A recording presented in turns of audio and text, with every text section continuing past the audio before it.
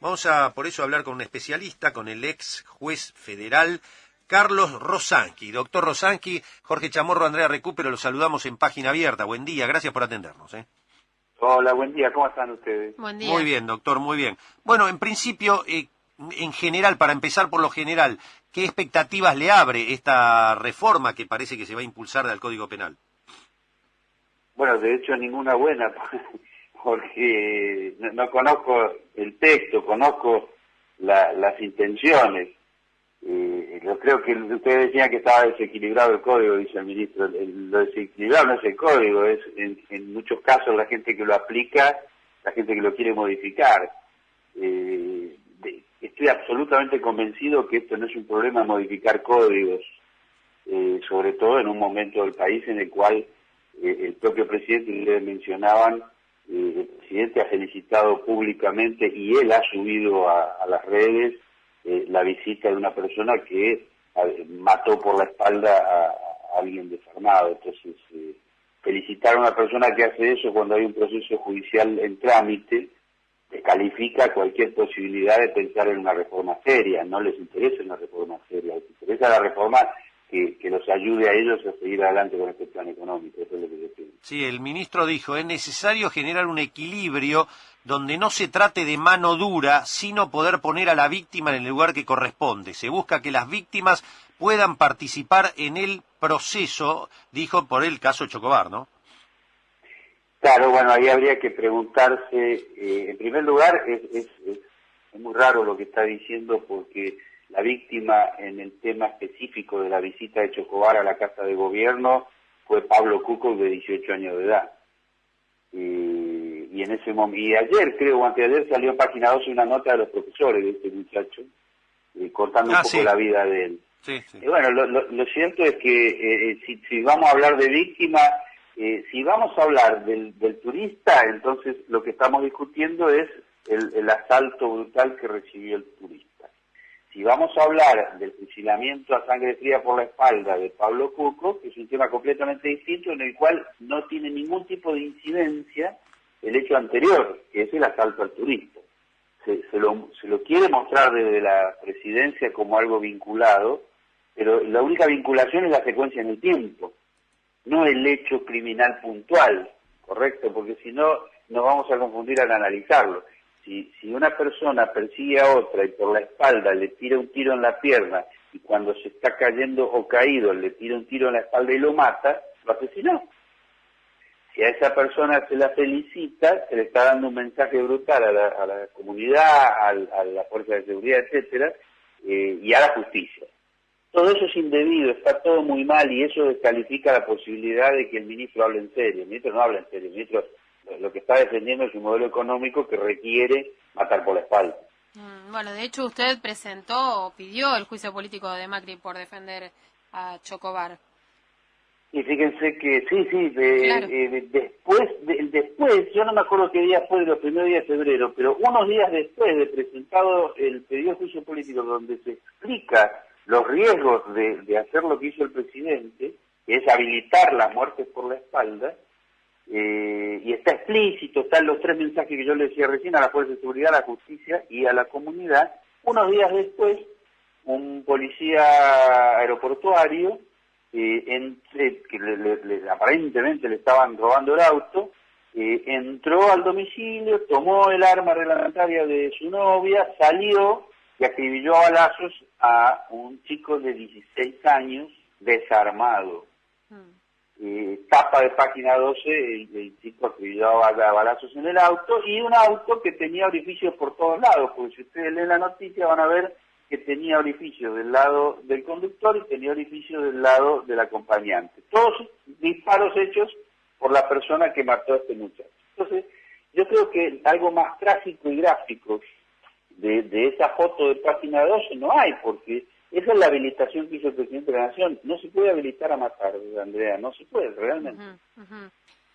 Bueno, pero, a ver, el presidente también en el discurso el otro día hizo una apreciación que tal vez pasó un poco desapercibida, que fue cuando habló de una tensión existente entre seguridad y democracia.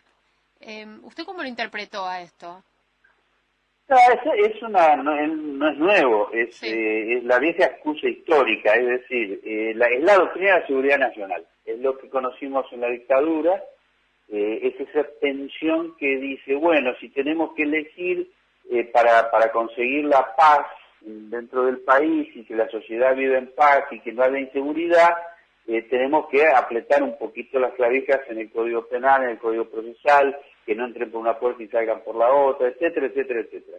Ahora, más allá de ese discurso tradicional, yo creo que lo importante es en qué se traduce ese discurso. En la Argentina en este momento se traduce en muertes por la espalda. Rafael Nahuel fue asesinado por la espalda hace meses y hasta el día de hoy no se aclaró, lo cual es imposible porque realmente el hecho fue muy claro. Y en el caso de este último chico, que no recuerdo el nombre, que estaba dentro del auto, convendría reparar un poco en las informaciones que hay y en las averiguaciones que está haciendo la investigación, porque parecería que la policía aeroportuaria que llegó, que no debía estar en el lugar, y la policía bonaerense que llegó al lugar, modificaron la escena del crimen. Entonces, esto también es un llamado de atención muy fuerte, porque no solo es delito, sino que estamos transgrediendo todas las reglas de todo tipo. Pero Rosansky, ¿no le parece que esto viene ya de el caso Maldonado, el caso Rafael Nahuel, bueno, y también lo que sucedió en diciembre frente al Congreso de la Nación? Claro, pero y eso va precedido a su vez por una secuencia también muy perversa, que es la estigmatización. En regímenes como este, donde se busca instalar un modelo económico perverso, que le saque plata a los pobres para dársela a los ricos, es imprescindible diseñar un sistema de seguridad que controle las consecuencias. Entonces, si van a procesar en el Congreso porque le sacan la plata a los jubilados, bueno, habrá que tirarle gas pimienta a los viejitos, o a quien esté caminando por la calle. Sí, es una secuencia que comenzó en aquel momento que es muy peligrosa, que se la desvía realmente con este tema de la seguridad, porque la seguridad nunca puede ser excusa para tirarle gas pimienta en la cara a un diputado que está ayudando a una persona en situación de calle, para pegarle a un jubilado o para pasarle una moto por encima a una persona que está caminando por la calle. Entonces, en el nombre de la seguridad se cometen actos de extrema inseguridad. Y la única finalidad es la que ya conocemos, porque la gente que está diseñando y llevando adelante este modelo es exactamente la misma que lo hizo en la dictadura. Serán más jóvenes, serán parientes, descendientes o amigos o socios, pero es el mismo sector social y económico, por lo tanto, eso no nos puede sorprender. Lo importante es cuál es la respuesta que la sociedad está en condiciones de dar a esa agresión.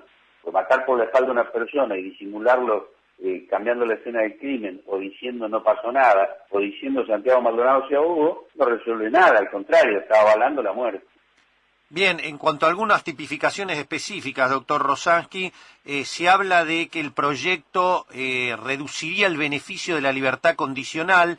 Además de los reincidentes, no podrán salir antes de cumplir la pena los condenados por homicidio doloso, secuestro extorsivo, trata de personas, tortura, desaparición forzada de personas, terrorismo y por agresión sexual. ¿Qué opina de esto? Es que es exactamente lo que aparece cada vez que estamos en una situación como la que vivimos hoy. Se trata de convencer a la población de que el endurecimiento de las penas va a hacer bajar el delito, y no es cierto. Lo que hace bajar el delito son mejores condiciones de vida, son fuentes de trabajo, el respeto por los jubilados, etcétera. Todo lo otro es mentira, todo lo otro son excusas para justificar represión. Esta es la verdad. Esta gente, la que impuso esta reforma, el ministro de Justicia, etcétera, son charlatanes, o sea, son gente que tiene un entrenamiento específico para poder explicarlo de esta manera, que sabemos de quién viene, porque es público, esto lo ha dicho Sturzenegger. Hay un video muy interesante que está en inglés, subtitulado, que es una conferencia de Sturzenegger, donde explica en Estados Unidos que en la campaña presidencial Durán Barba le dijo a él le dijo que no debía proponer nada en la campaña. Sí, que hable de temas intrascendentes, sí. Exactamente, entonces estas son cosas que tenemos que valorar, porque si no, no vamos a entender por qué el presidente el otro día sale y saluda a la nada. Está vinculado, o sea, un presidente que saluda a una placa vacía, es un problema, tenemos un problema muy serio, estamos conscientes, yo creo, porque los estadios de fútbol están conscientes, los recitales están conscientes del Teatro Colón, el Teatro Cervantes, o sea, hay ámbitos que antes era impensable que se generalizara un repudio de esto. Y esto marca un escenario nuevo, a mi entender, que es el escenario que produce cuando la gente se da cuenta de que le están saludando en la plaza vacía. Esto es un tema que, bueno, igual nos está interpelando a todos, pero necesitamos encontrar una respuesta. Y la vamos a encontrar, yo estoy seguro. Rosansky, lo escucho y me resulta inevitable relacionar sus declaraciones con las declaraciones de Zaffaroni, del ex juez de la Corte. Usted dice, tenemos un problema muy serio, y bueno, y también él habló en su momento del tema de los eventuales juicios políticos que pueden avanzar contra el presidente de la Nación. ¿Cuál es su opinión sobre los dichos de Zaffaroni y si es válida esta comparación, esta relación que yo establezco a partir de escucharlo? Sí, yo coincido absolutamente con el diagnóstico que él hizo y con los análisis que hace. Además, lo conozco, lo hemos hablado, lo apoyo simplemente porque él es un hombre que está explicando una situación hace mucho. Él habló de genocidio por goteo hace mucho. Hay que prestar atención, insisto, porque y fíjense que en el caso de Zaffaroni, que es un buen ejemplo, él ha sido estigmatizado también.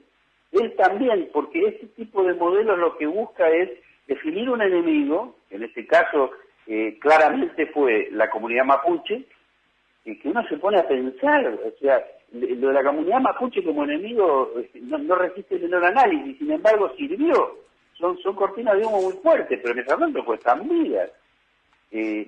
Santiago Maldonado de golpe decide que ahogarse en un río helado. No es así. Esto es parte, y Zaffaroni lo explicó también porque hace pocos días él comentó en una nota que esto era la puesta en práctica de una de las reglas de Goebbels sobre la publicidad. Y tengan en cuenta lo siguiente, si lo vinculamos al que coachea a todo este gabinete, que es Jaime Durán Barba, es la misma persona, el asesor presidencial, que públicamente dijo que Hitler era un tipo espectacular.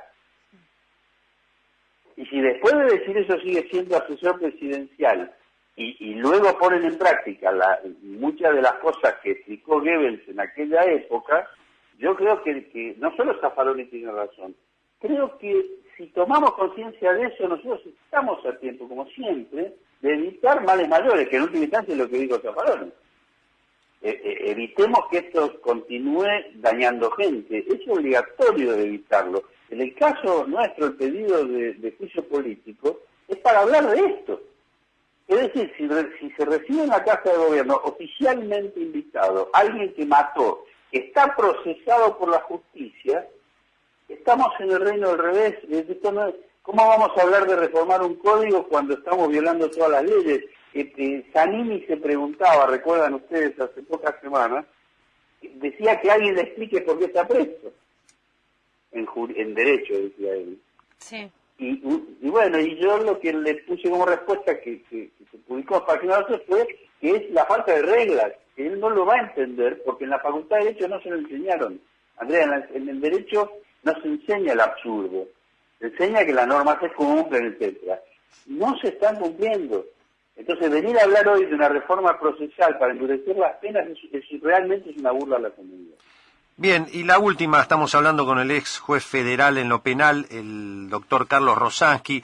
Doctor, mañana, si no me equivoco, mañana Lorenzetti lanza el año judicial con un plan de reformas a todo el sistema. ¿Le merece alguna consideración esto? Mire, yo desconozco, Jorge, cuál puede ser el plan que anuncie el presidente de la Corte Suprema. Sí le puedo decir de una posición muy personal mía. Yo creo que no existe posibilidad de mejorar la justicia si no es con una reforma constitucional que redefina cómo se va a estructurar el Consejo de la Magistratura, que establezca una Corte Suprema, como dijo Zaffaroni hace muchos años, de 19 miembros, y que, a mi entender, se analice claramente qué criterio se va a utilizar, tanto para designar jueces como para echarlos. y también qué hacemos con una parte del Poder Judicial que ha venido convalidando golpes de Estado históricamente y que actualmente una parte convalida este tipo de asesinatos. Entonces, esta es la forma de reformar. Ahora, desconozco por completo la que Lorenzetti puede llegar a proponer, pero no nos olvidemos que esta Corte, con dos mayorías distintas, pero sacó dos fallos en poco tiempo. Uno fue el fallo Fontevecchia, que relativiza todos los fallos de la Corte Interamericana de Derechos Humanos, con lo cual devalúa todo el sistema de protección de derechos en nuestro país, que es un orgullo, y el segundo fallo que fue el 2x1. Ahí ya Lorenzetti no lo firma, pero es se logra mayoría. Entonces, esa devaluación que hay de todo el sistema de derechos humanos es la que tenemos que tener delante cuando analicemos cualquier reforma que nos propongan, para ver primero quién lo propone y segundo en qué contexto político se propone. Bien, bueno, entonces aquí está claro entonces que el Consejo de la Magistratura hasta ahora prácticamente solo ha funcionado para maniobras de defensa coyuntural del juez que me conviene o sacar al que no me conviene, ¿no? Sí, 100%. Fíjese, yo hablo con conocimiento de causa. Sí, claro, por eso le digo. Pero es que yo antes de renunciar, denuncié 8 miembros del Consejo de la Magistratura, penalmente. Porque estaban cometiendo delitos. O sea, no tienen, por lo menos la gente que yo denuncié, no tienen principios éticos mínimos. Pero están sentados en un sillón en el cual designan jueces y pueden echar jueces. Por eso es lo que usted decía, seleccionan a quien echan y seleccionan a quien nombran. Esto no es casual. El presidente selecciona a Rosenblatt y Rosati y no entraron de casualidad. Primero lo intentaron por la ventana y luego tuvieron que hacerlo por otro procedimiento. Pero son gente que ya se sabía de antes. Rosenblatt, específicamente, y se lo dejo planteado, tenía publicado un trabajo años antes, está en internet, donde decía que los fallos de la Corte, es decir, devaluaba el sistema de protección de derechos humanos. Si usted sabiendo eso lo nombra, es lo mismo que Durán Barba con su discurso. Sigue siendo asesor presidencial. Entonces, hay una posición ideológica muy clara de este gobierno que es contraria a los derechos humanos, por eso los desvirtúan, los devalúan y los banalizan. Y nosotros necesitamos que eso se revierta, porque es lo que nos hizo sentir bien muchos años, nos prestigió en otros países y sobre todo, y lo más importante, garantizó derechos a gente que no los tenía garantizados. Creo que ese es el camino en lo que hay que preocupar. Sin entrar en personalizar, y no soy un conocedor profundo del tema, pero llama la atención que, a propósito de lo suyo, por otro lado, la contracara es que el juez Claudio Bonadío es el que tiene más denuncias en el Consejo de la Magistratura, algunas de ellas cajoneadas insólitamente, como la infección con HIV a más de 200 personas por un laboratorio que él tiene cajoneado, su causa que mató por la espalda también a una persona con su pistola, la Glock. Y por otro lado ya pidió la jubilación como preparándose para un futuro. ¿Le despierta alguna curiosidad todo este tema? No me sorprende porque tiene que ver con la protección corporativa que hablábamos antes, pero que es selectiva. No es que se protege a todos, se protege a los que piensan igual y que son digamos, socios de ellos. En el caso del Consejo, yo les quiero recordar también que hace unos años la expresidenta de la Nación presentó un proyecto que luego fue ley, para democratizar la justicia, ¿sí? Que suena muy lindo, pero en la práctica, ¿saben qué se frustró de eso? Salió como ley. ¿Y saben ustedes lo que se modificó de eso? Se modificó que lo mejor que tenía, lo más extraordinario, que era que los jueces y abogados que integran el Consejo de la Magistratura, es decir, porque hay senadores, diputados, etcétera, pero lo que representan la corporación de abogados y jueces y académicos, a partir de esta ley iban a ser elegidos por voto popular. Correcto. En lugar de la propia corporación. Correcto. ¿Saben cómo terminó eso? Si se lo recuerdo, la Corte Suprema lo declaró inconstitucional. Claro. ¿Y cómo va a ser inconstitucional que millones de personas que son las destinatarias de los fallos de esos futuros jueces puedan elegir a quienes van a elegir esos jueces? Es algo que no resiste un análisis si uno lo conversa. Toma un café y dice, bueno, ¿no será que la gente tiene derecho a elegir a esos consejeros? No, se decidió que no. Entonces, esa es la protección corporativa, que si no se quiebra de alguna manera, y yo creo que en un futuro se va a quebrar con una reforma, vamos a seguir teniendo lo mismo, lo que decía antes, la protección corporativa pero selectiva. Protegemos a los amigos, a los otros no. Y en tema de justicia, esto es peligrosísimo como sociedad. Igual, esperemos que cambie, yo creo que sí. Doctor, como siempre un placer escucharlo, le mandamos un abrazo, gracias por atendernos. Igualmente para ustedes, hasta luego. Buen día. El ex juez federal penal Carlos Rosangi